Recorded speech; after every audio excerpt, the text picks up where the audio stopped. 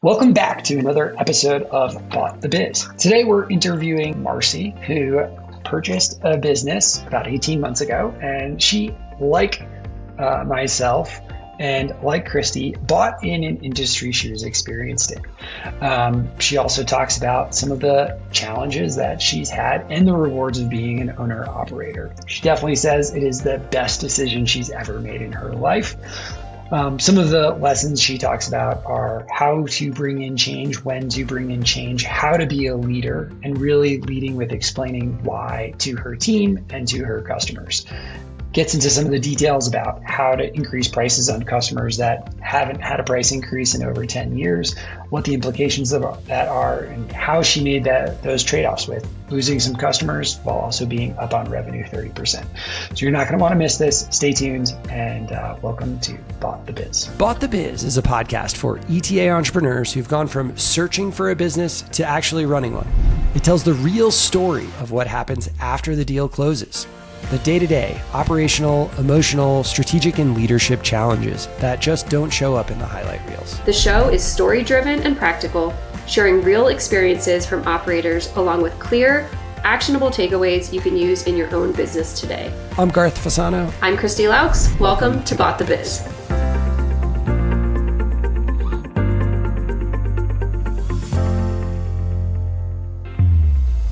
Marci, welcome to Bought the Biz. We are so excited to have you on. You are a searcher that is now the CEO and owner of an HR business, and we're excited to learn all about your transition, some of the pricing conversations you've had with customers, and continue to share the message about what it's really like to run a business after the acquisition. So welcome, and please give us a quick intro. Thanks, Garth. Thanks, Christi. I really appreciate being here today. I'm excited to chat with you all. I acquired Seay HR in May of 2024, so it's been about 18 months now, and they've flown by. It's been a great experience, but not one that I would say is for the faint of heart, which I'm sure we can chat more about. But I have a background in HR. I started in the PEO and payroll space in 2006 and worked here in Orlando, Florida, then was recruited out to Honolulu, Hawaii. And most recently, prior to acquiring this business, I was the CEO of a HR company in Honolulu. We sold it to a strategic. It was a great exit. And I decided at that point that it was time for me to go out on my own and buy a company. It was something I'd been dreaming of doing for probably about the last 15 years now, and had some great mentors through this process. I was able to find Seay HR through a proprietary search, self-funded, and found this gentleman who was 80 years old, who had this company for 44 years. He's actually the second generation owner, so it's a 60-year-old HR consulting firm that I'm proud to be the third generation owner of, and to carry it on to the next hopefully 60 years of success here.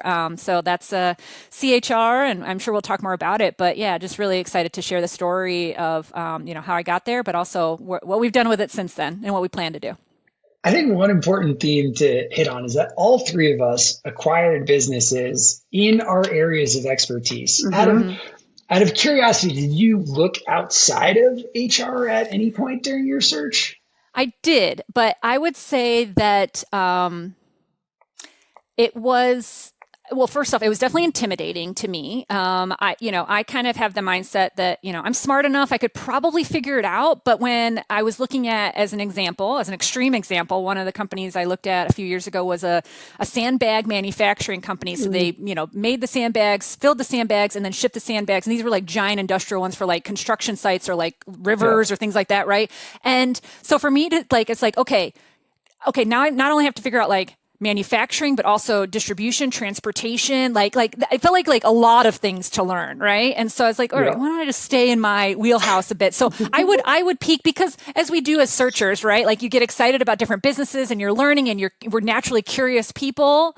But then I was like, stay in your lane, Marci, right? And so I widened the search in HR, but it was primarily the groups that I was talking to and reaching out to were in, at least tangentially in the HR space. Okay. So then you did buy in the area you knew. So it must have been really easy, right? Everything was smooth sailing. I will say that the actual acquisition process wasn't very hard. My seller, Sandy C, still a great mentor. We have lunch every quarter. I consider him a friend. He was 80 when I acquired the business, and we were introduced through a mutual friend here in Orlando. And in our very first conversation, he said to me, hey, if you don't buy this business, I'm probably going to shut it down. So that was like what we were starting from the initial conversations. And really, he was incredibly trusting in me. And he actually reached out to my former CEO here in Orlando from many years ago and said, hey, is Marci legit? Like, she's thinking about buying my company. And thank God he was like, yeah, she's legit, because he then told his CPA and the main employee here who had really access to everything, he said, give her anything she wants from the diligence standpoint. And so I had full keys to the kingdom. I got every report I asked for. And this is a pretty straightforward business.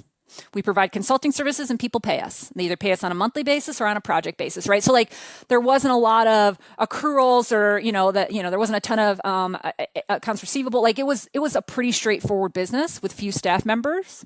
So from that perspective, it wasn't extraordinarily hard. The negotiations weren't hard. We agreed on LOI. We stuck to that. There was no retrade throughout the entire process.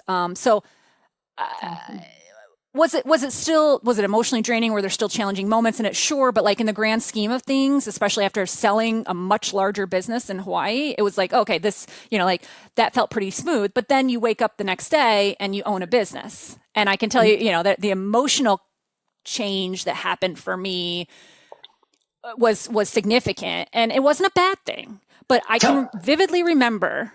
Oh, sorry. Tell me more about that, because you were the CEO of another HR business, and now you're the CEO again. It feels like, why is that? Like, yet you just said, wow, this big emotional change. So I need to dig in a little bit and understand what you mean by that, because I think, Christine, I know what you're talking about, but I want to hear you articulate it too. It really comes down to a responsibility, and it's a responsibility that I want, and that I lean towards, and that drives and motivates me. And when I owned the company, or when I ran the company in Hawaii, I had ownership. So I was a owner. There was a group of us, and so I was a shareholder in that business. And I can vividly remember the day that, obviously, I can remember the day we sold, because that's a big experience all the way around. But that night after, we closed and, we're celebrating and, telling the team and everything. And that night I cried my eyes out, and it wasn't. I was sad. I was certainly proud of what we did and what we built and the exit that we had and everything. But I was sad because it was a part of my life and a chapter of I worked with such great people. We had such a great company that was over now, and that I was never going to have that exact same thing again. The next day I woke up and there was a sense of relief, and it wasn't oh, thank God I don't have to do that job anymore. But it was like, oh, okay, I'm not responsible for, I had 50 employees. I'm not responsible for 50 employees making sure that they're getting paid and that our company stays afloat, right? And, that sort of thing, right? So there was a freeness, an airiness that came with that. Mm-hmm. Fast forward, it took me about 6 months to acquire this business, which was very fast. I wasn't expecting to go that quickly, right? But about 6 months later, I sign on the dotted line here. I wake up the next morning and the weight was there again. And again, it wasn't a burden. It was absolutely I'm responsible. I'm now responsible for payroll for our team. I'm responsible for growing and developing them and creating a great place to work for them. I'm responsible for our clients and creating a great client experience for them, right?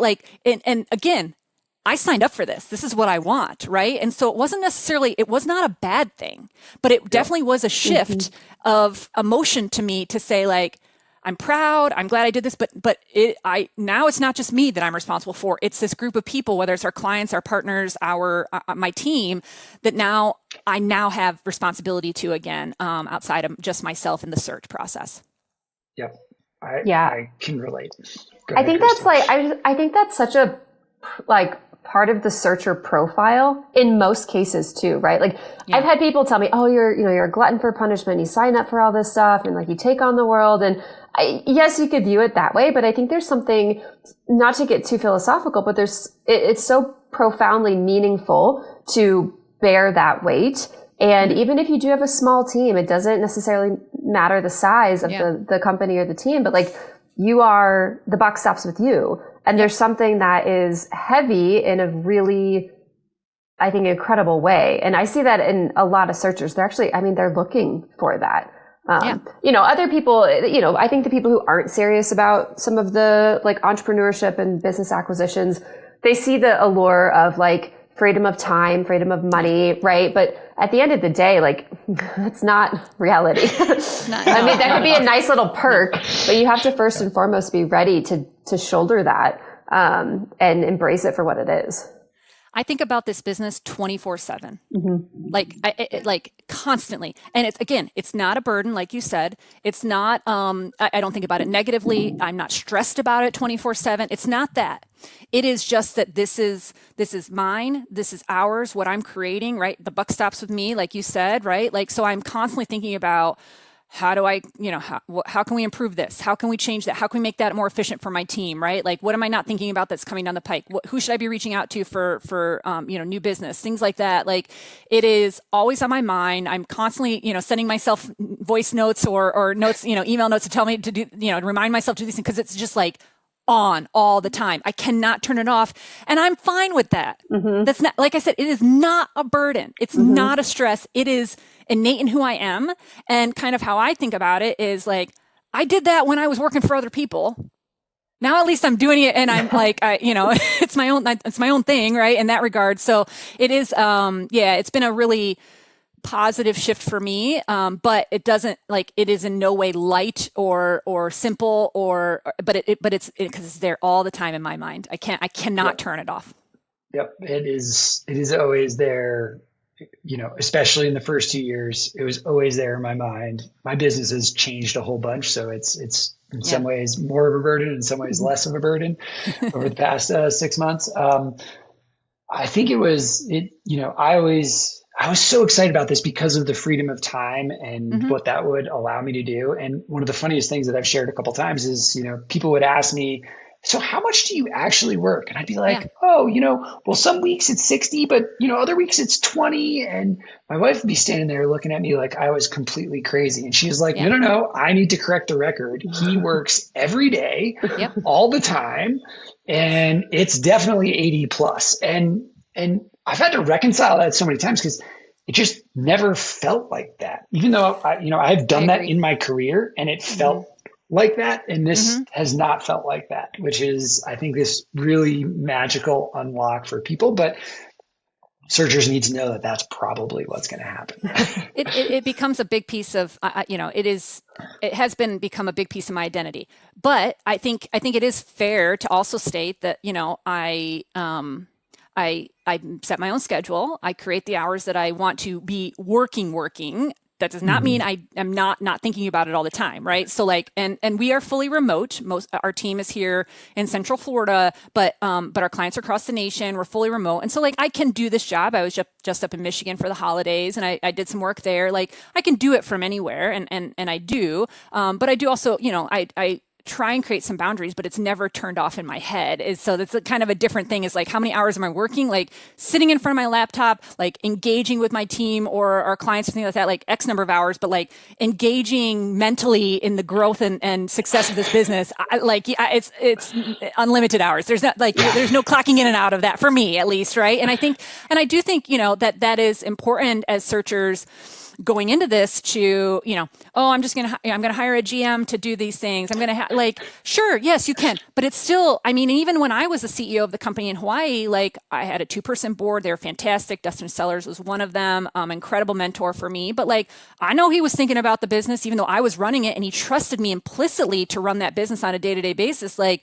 that was still his baby, and he was making sure that it was going the way he wanted it to. So you can say all day long, like, sure, yeah, I've got somebody else running or whatever. Like, it's still there, and it's still on your mind, no matter if you're doing the work or if somebody else is, and you're, just kind of overseeing that. That's my perspective and my experience, both being on both sides of the fold from that.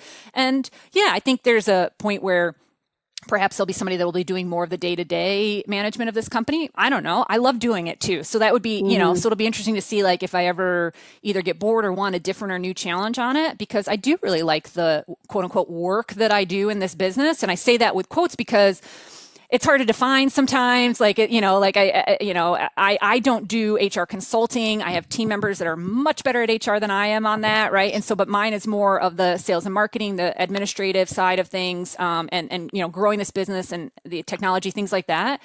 So, it's kind of hard to articulate the number of hours that I am on or off from that perspective, but I love it. I'm, Amazing. this has been a incredible choice for me from a lifestyle perspective, but it's not easy. Mm-hmm. Yep. So tell us a little bit about your transition then. What were some of the things when you stepped into the company? Maybe like even what are some tidbits from when you first met the team and got to say, hello, I'm the new owner? I was really fortunate. Again, I think I have a somewhat of a unique experience in that my seller was at the stage of life and professionally as he was. And so I got to meet our one of our team members, Sissy Egan. She has been here now for 21 years, and she's extraordinary and just a really great human being beyond being a great HR consultant as well. And he introduced me to her 2 weeks into the process. Like as soon as he felt like he was going to sell it to me, he was like, you need to meet Sissy. And again, she helped with the diligence and things like that. And so we grabbed coffee together, hit it off, and just really started to work together at that point. And there was two other folks that were working in the organization. They were contractors, 1099s. They're no longer with us, but we left on great terms, and I can certainly have them help with projects and things like that. But I wanted to build a team of direct W-2 employees to build out our culture and just kind of build it out from that perspective. So it wasn't my experience in selling the business, no one knew about it. And then the morning of, we have, Teams calls and Zoom meetings and are like announcing to both companies that we bought this business, right? This was much more of a low drama or less like no surprises kind of conversations. It was just like, okay, we have a close date coming up. Okay, we're at the close date. Okay, now I own the business. And Sissy and Sandy, the seller, and I had lunch the very next day and started to go through the client lists in detail and what was the game plan to tell our clients. So really my focus was more on the conversation with the clients. Some of them have been with this company for 40 years, but our average client tenure is over 10 years. And, they had known Sandy, the seller, for all of that time. And he wasn't necessarily doing a ton of HR consulting at the end. So that was good. So it wasn't like we had these like really, really connected clients of his. They knew him and they trusted him, but they were working with other consultants primarily by the time that I bought the business. And so, there were no surprises when I bought this company. I got exactly what I bought, and that is not normal at all. And again, I think part of it was that he was just at a point where he was like, she wants to buy it, so I might as well tell her everything that's in it. Like I have no surprise because otherwise I'm going to shut it down, right? So it's like I might as well just tell her what she's getting, and that worked out well for us. But I would say then kind of as we started to get into the day-to-day of running it, there was no CRM system. Everything was on an Excel spreadsheet. There was no way of tracking, and managing who was doing what as far as client communications, emails, things along that nature. There was no sales or marketing at all. It was all just word of mouth and referrals as far as any new business that came in the door. And, we had a bit of an archaic pricing structure at the time that I bought it. But those were all things that I would say, I started in HR in 2006, so I'm not new to this business. And again, that was HR outsourcing I've always been a part of it. I've never been internal HR anywhere. I've always been a part of companies that have supported HR from afar, right? And so I understand the model, I understand this business really well, but I still didn't come in here on day one and make a bunch of changes. It was probably 45 days of me just listening, having conversations with clients, learning, making sure I really understood how we did what we did in order to then say, okay, now I feel like we can make this adjustment here. We can make this change here. Now this is the type of CRM that we should get, right? Like starting to make those things over time, even with the amount of experience that I had in this industry. And I think that served me really well. I think that served my team well. I think that served our clients well because it proved to them that, hey, if anything changes, it's going to be for the positive with this new ownership. We're not just coming in and switching things over overnight for you. We're like, what you've been paying this company for, we are going to continue to deliver at the high level we are. And if anything, we're going to add more to the mix for you. And so we didn't lose any clients through that. It was, any team changes were, joint decisions between the two of us that it was the right fit for, the right move for them to move on. But otherwise, I took my time, and that's hard for me. I'm not a patient person. I saw where we were going. I saw what we needed to do, but I was like, you know what? This company has been working for 60 years. Like, there's nothing I'm going to do today on day one that's going to change that positively, right? Like my mentor, Dustin, who I mentioned earlier, he always says, do no harm, right? Like your first 90 days, like just do no harm. Like you can do stuff, but like don't do anything that's going to hurt the business. So, I took that to heart and really kind of, took my time through it. And then we started to accelerate some changes. But yeah, so that was kind of the first 60 to 90 days there, was me being patient, listening, and really making sure I 100% knew what it was that I bought, and being able to take that moment to also transition back into the leadership role for myself from searching. It's a shift, right? And then also getting a better sense of where I wanted to take the business. I think it's probably really hard for a lot of entrepreneurs in that seat to do. I think there were a couple of things that I probably started to change too early, but at the 45-day mark, and I remember this very distinctly, I showed a potential proposed maybe new org chart, and it caused chaos. And I was just trying to do the early socialization part of that.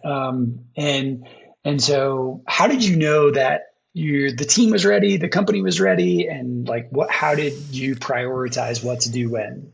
Yeah, I don't think I knew. To be very frank, right? Like I don't think there's any way to know for sure, especially when you're dealing with, other human beings that have their own needs, wants, desires, priorities on your team, right? Like you're never going to make everybody happy. Not everybody's going to be collaborative. And some people are going to, showing a new org chart is going to scare the crap out of them. Other ones are going to be like, cool, yeah, okay, let's do it, right? Like you can't play all that. So I think it's just got to be a sense of, for me, it was about communication. It was about giving heads up. It was about, just showing the direction we were going and why we were doing the things was really important. And I think that helped build that trust with Sissy and I. It was like, I'm not just throwing out that we're going to do X.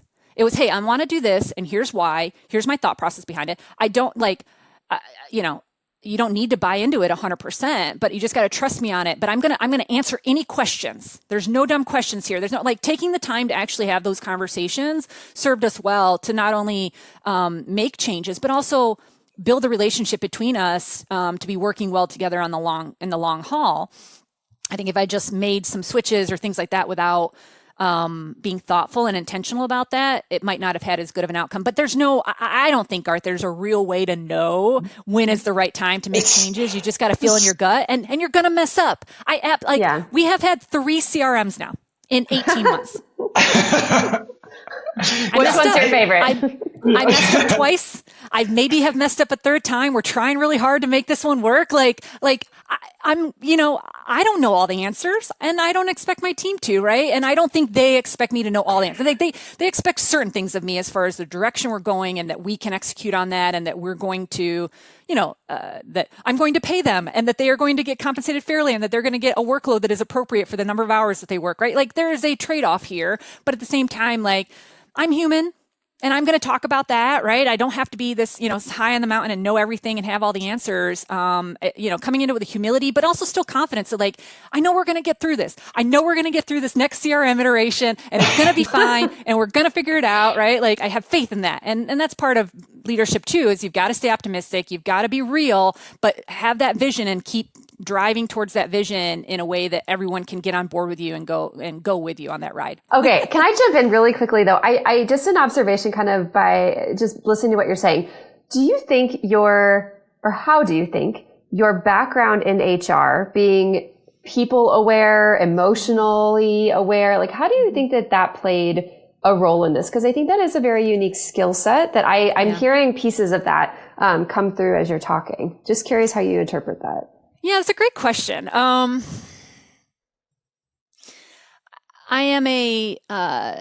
naturally a fairly empathetic person. I do care a lot about my team. That's always been something that has been a part of my leadership style, regardless from the first time I managed one part-time employee to having 50 people at my last company.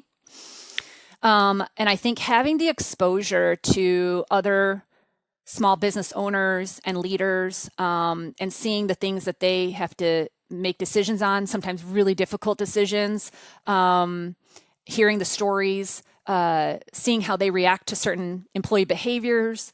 I think it just has exposed me to a lot of the good, the bad, and the ugly, truly, in when it comes to employee and employer relations.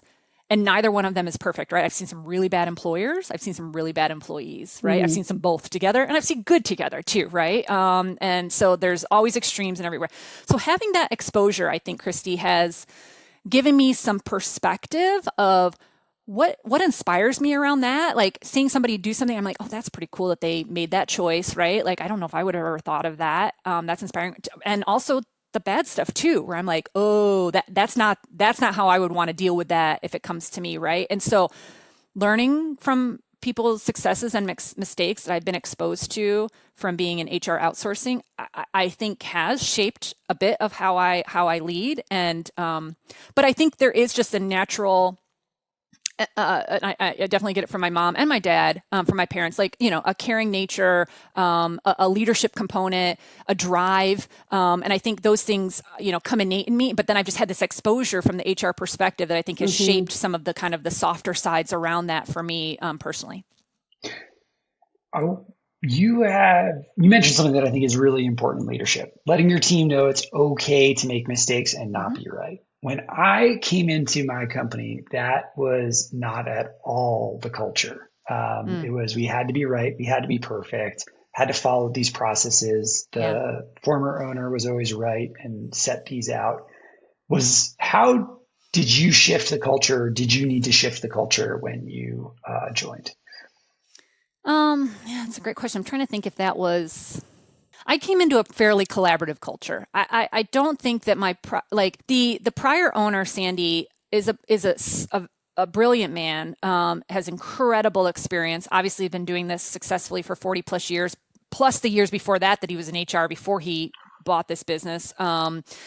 But he was never, I think he came across as very knowledgeable and experienced, but he was never like, I'm the smartest guy in the room. At least I've never gotten that impression from him. He's always been very open to hearing my thoughts and ideas. I've seen him and Sissy interact. I saw him and former team members interact. And it wasn't like, hey, it's my way or the highway or anything like that. It was always like, oh yeah, that's interesting. Actually, let me reconsider what I was, thinking about giving guidance on here, or that I hadn't heard that before. I love that idea.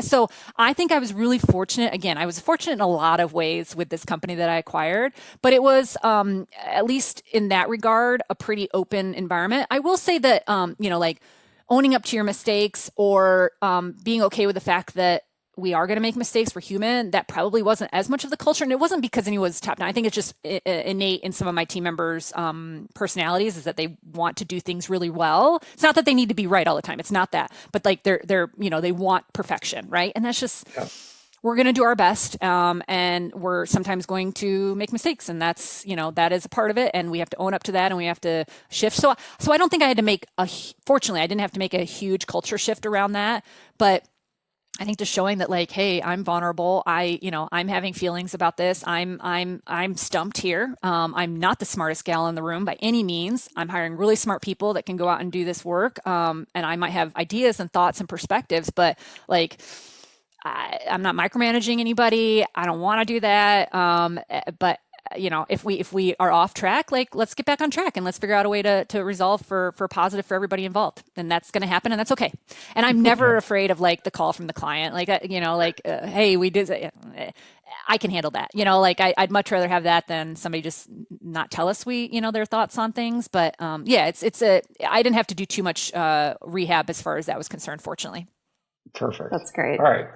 One of the other transition things you talked about and changes you made was going out to some clients about your pricing and pricing that had been in the market for many, many years. So tell us a little bit about that experience and how that went. I think that was probably something so intimidating for maybe many new owners, but you've had a lot of experience in this industry and with this specific type of company. I think the kind of perfect storm that I walked into from a pricing perspective was there hadn't been any real price increases for at least 10 years. We had some clients that were paying the same rate they paid 40 years ago when they joined our company. And so, I think I know what our market rate is. I know what we're worth in the market. I know what new clients are paying us, right? And so like we had to go back out to these clients and say, hey, listen, we would love to continue to work for you. But if you're going to use us as a full-time fractional HR person, like you got to pay us a little bit more, right? And I didn't go out and 10X anybody, but like, we're slowly ramping them up. And I think I was really surprised, and I don't know why I was naive about this, because I've never done a price increase on anybody that's been on the same price for 40 years. So I didn't have any experience in this area. And it was just a handful. Most of the clients were like, of course, yes, you're very valuable to what we do. No questions asked. Sure, give us the new contract. We're good. It's great. The handful that came to us and were like, why? Like, I'm just like, what do you mean why? Like, so you haven't raised your prices to your clients in 15 years? You haven't had any increase in your expenses in 15 years, and you're asking me why I'm increasing this? And it's so, and of course I didn't answer that way, but it was just like baffling to me as a business owner. If I was on the other side, and most of my vendors, right, and my partners, they raise my rates every single year. You kind of expect that to a certain extent. And so I think part of what I was that kind of caught me off guard was that there were some clients that were paying so little that it actually devalued our service to them, right? We were giving extraordinarily high VP of HR, Director of HR, CHRO level guidance and support to them. And they were paying us an offshore person hourly rate from a call center rate, right? Mm-hmm. And they couldn't understand why this person that in the market, if they were hiring directly, they'd be paying 150 grand a year plus load, right? Why should we be paying more than $100 a month for you, right? And so I think that they saw the great service, but they thought, well, that's only worth $100 a month because we're getting it. We've been getting it for 10 years that way, right? And so that was made sense once I started to have the dialogue. I could see where they were coming from, but that was a surprise to me in the pricing exercise. Am I glad I did the pricing exercise? Yes. Is it the right thing to do? Yes. Do I encourage searchers that have bought the company? Absolutely. So I don't want this to be discouraging in any way, but that was the reality that a component that surprised me in the process was not, I didn't expect I would just roll over and say, yes, of course, right? I expected there to be conversation, but the like, why? And the kind of like, your service is only worth this little amount. That part I think was surprising to me versus like a negotiation, like, oh, okay, I'll give you half of that or something like that. It was just like, no, I'm just going to continue to pay this insanely low rate. And I was like, well, then we're probably not the right fit for you. And that's okay, right? Like there was nothing wrong with that. And it freed up a lot of our time and energy for clients that were paying us our worth. And so we have probably, I would say we lost about 10% of clients, but we're up 30% in revenue. And again, it's not because we're still undervalued. We still have clients that are definitely underpaying us for what we're bringing to the table. I'm okay with that, right? We will get there. New clients coming in, they're paying us a fair market rate for what we're doing, and they're seeing incredible value for what we're bringing to the table to them. And so I feel very confident in our current pricing structure. But that was definitely a eyes wide open moment of the ones that didn't just push back, but push back in such a way that I was like, oh, you don't see the value in what we're doing. Darn, like that's going to be a hard road or a hard thing to dig out of after 10 years of you feeling that way. And some I was successful, but not all on that. First of all, I think that's prudent, right? Like to be able to walk away from engagements where it may have been the right thing in the right time for, a decade or more. But, in this new phase of growth, it just isn't going to work with where you want to take the business. And I think those are hard decisions to make, and certainly a lot of different factors to weigh in those decisions. But like, to your point, now the business is up 30%. So yeah, that's amazing. And one has come back. There you go. Said, yeah, we actually do need I miss you. and I'm not going to be vindictive about it. I'm not going to be like, well, then now you're going to pay 10 times what I told you before, right? Like but they're paying more than they would have if they just said yes the first time. Not crazy amounts, but like more fair for what we're doing and bringing to the table. And I expect that we'll have a couple more come back next year. I really do feel we're staying in touch with them, right? And so when the time is right and there's an HR issue, whatever, they know us, they trust us, then I think they'll see the value in what we're doing. So I think, and even if they don't, that's fine too. But we're, it was absolutely the right thing to do for us, for our team's capacity, and for our ability to bring on new clients that absolutely get what we're doing and feel relief and peace of mind with the services that we're providing to them, so they don't have to worry about HR all day, every day when they're trying to actually run and grow their business as well. How did you go about that pricing exercise? And then Garth, you can chime in on yours. Did you have a method, or did you just kind of know market rates based on your prior experience? I think something that's Garth and I have talked about is we both changed our pricing models after we acquired companies, but there's so many different ways of looking at that, of analyzing your pricing, trying to understand market rates. How did you do that? It was a couple different components for sure. So our business is about 60% recurring revenue. You pay a monthly or a yearly fee to us, and we're your fractional HR support team. But that can look like a lot of different things. We have clients that call us once a year. We have clients that call us once a day. So a lot of our pricing is based on utilization. How many hours do we think you're going to use over a period of time that you have a contract with us? And that's what we go after, right? So part of it was looking through and seeing the groups that weren't using us and just needed us for that very much peace of mind. I didn't raise their rates. It's fine, right? They'll call us every once in a while. If something big pops up, then we'll talk about a project for them. That's fine. For the groups that were truly utilizing us as full or part-time HR, right? Those were the ones that we had to take into consideration. I understood from a market perspective, a general high level. I talked to a few other HR consultants in different Southeast markets, not here in Orlando, to get a sense from them. I talked to a couple in the Midwest as well, because I just wanted to get a sense of how are you structuring it? What are people paying out there? What value, what services are you providing, to make sure we were aligned with that. So I had that market intel. So I felt confident based on my previous experience as well as current market intel that what I was going out there and what I'm currently going out there from a pricing perspective is within market. It's still probably slightly lower than most HR consultants, but not significantly like when I acquired the business there. So it was a lot of that. And then from a project standpoint, it was kind of just taking our standard hourly rate, kind of taking into consideration how long these projects typically take us, and then backing into it. So we do some hourly projects, but we primarily, when they're pretty set and dry, like a handbook review, we generally know how long it's going to take us to review a handbook. And so we can do a project fee. We kind of know how many hours it's going to be, and then we back into what an overall project fee is for that. So again, that was just us updating our hourly rate as to what was appropriate for the market on those services. That's awesome. Garth, you speak, Garth. I was just commenting on your boomerang customers. It was something that we had a lot of experience with as well. Not because of pricing changes or because of any of the transition items, but I think a lot of customers did not perceive a lot of value, and we had them around for 10 plus years when I acquired the business. And, some of them went to go try a different provider, and, pretty much every single one came back that did that in those first 2 years. And that was very heartwarming. But again, we were not vindictive about it either.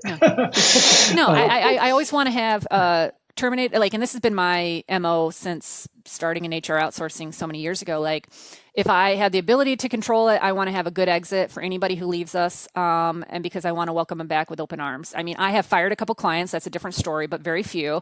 And all of them to a T. Well, one didn't pay us, but the other one's we're just mean to my team, and I will not tolerate that. Otherwise, if you've left, I'm going to leave on good terms. I'm going to be supportive of you leaving, and because if there's a time for you to come back, great. I don't want to be mean, kick you on the doorway out, because a lot of times, the reason why clients leave us after the pricing exercise has been either they got acquired, so it's not anybody's control there, or they're looking to, they have to cut costs in order to stay afloat. And so when times are down, I get it, right? Now, I wouldn't recommend cutting HR support during those times, because it's actually when you need it the most, but I get it. You have to do it. And then if times get better again, I want you to know that you're always welcome to come back, and we're going to support you through that. So that's always been my MO in running these businesses, is why kick them when they're going out the door? Who cares? They're gone. Yeah. It's fine. You've done your best to keep them. If they're moving on, if they come back, I want it to be a positive thing for them. Yep, makes sense. So I acquired a call center, by the way, with remote employees in like 20 plus states. And I learned a lot about HR in my first 6 months. I probably, wish I had known about companies like yours, but maybe you should just tell everyone a little bit more about exactly what you do and Sure. before we wrap this up too. Yeah, and I talk to a lot of people who have just acquired businesses. Obviously, I can relate from selling and buying this business, selling my previous business and buying this. But we work with companies in all industries, typically under 100 employees, although we do have a few that are above that. But primarily, we're going to serve two functions. One is you don't have any HR, and so perhaps you have a bookkeeper that's running payroll. You might have an employment attorney for really sticky stuff, and now you're using ChatGPT to try and figure it out. Well, we can be your HR person, right? We're going to be able to have more of a consultative approach, help you with onboarding, employee experience, offboarding, performance reviews, the day-to-day stuff that comes up from an HR perspective, FMLA, ADA, like anything that is going to help you to navigate things in a compliant manner, but also in a way that protects your business, but also creates a really good employee experience. We kind of keep those three, pieces together in a pyramid to help support our clients, thinking about all those different stakeholders there. And so that's where we are. We are your HR team for you.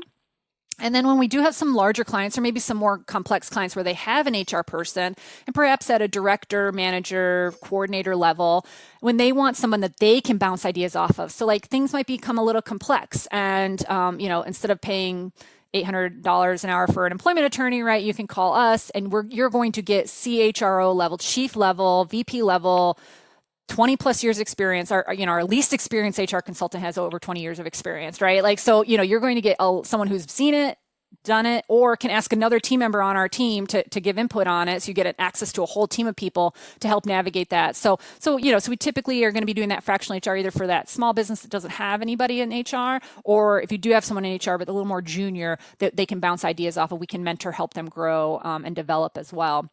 And then on the other side of things is our project work. And so that is where we can do things like handbook reviews, compensation analysis, employee engagement surveys, strategy and consulting with employee matters, employee investigations. Unfortunately, with holiday parties coming up, we see an uptick in that in this time of year. But drink responsibly, everyone out there. Exactly. Yeah. Yes. And so from that perspective, we can do one-time projects, things like that to help navigate specific situations, or an HR audit or handbook review or things like that if somebody hasn't done one of those in a while. So we offer both of those options for our clients, but primarily our clients are using that fractional HR support that helps them on a daily, weekly, monthly basis to stay compliant, help their employees with a good experience, but also help protect their company as well. Awesome. Well, we should probably wrap this up because we've been going on with great topics. But anything else that you want to leave us with Marci? It seems like you have a ton of experience with this, and it's great hearing some of your stories too. Yeah, I appreciate this opportunity.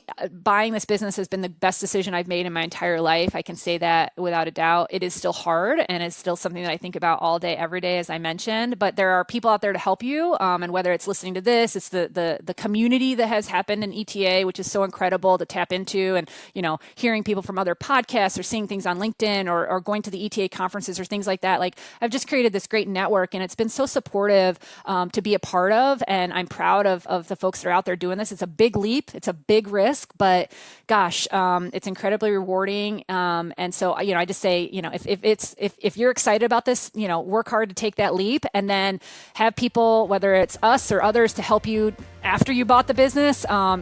Keep working, with your mentors, keep working with people who have done it before, learn from others, and you'll be successful.